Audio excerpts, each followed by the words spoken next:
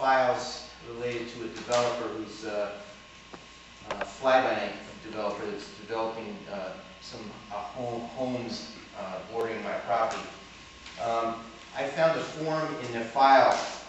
It's basically, the form is called a WC/DB-100 7-04, and what it is it's an affidavit from New York entities and any out-of-state entities with no employees that they don't have to pay New York State workers' compensation taxes.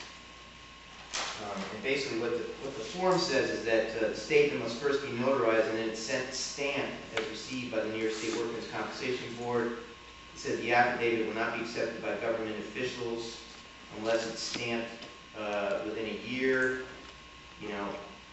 And so basically what we found is that these documents are in the files of these developers. They file for building permits, but this particular developer seems to just be it's basically a faxed copy of a copy for a building permit that was years old.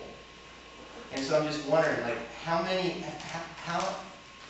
this thing is not even supposed to be accepted unless it has a stamp from the New York State Workers' Compensation Board.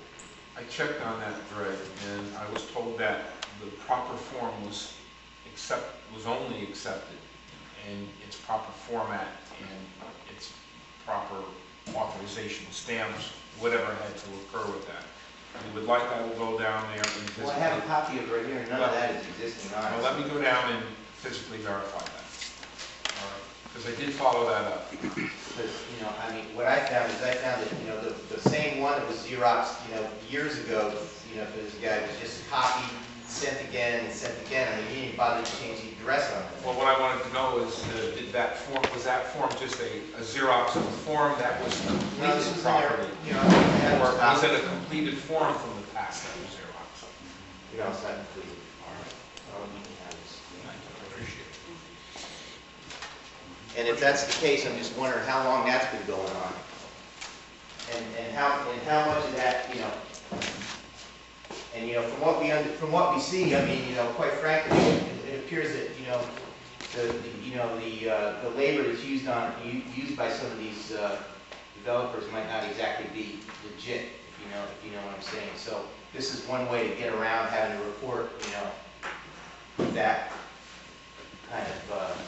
Our building inspector works very hard and is a stickler for details. And if this indeed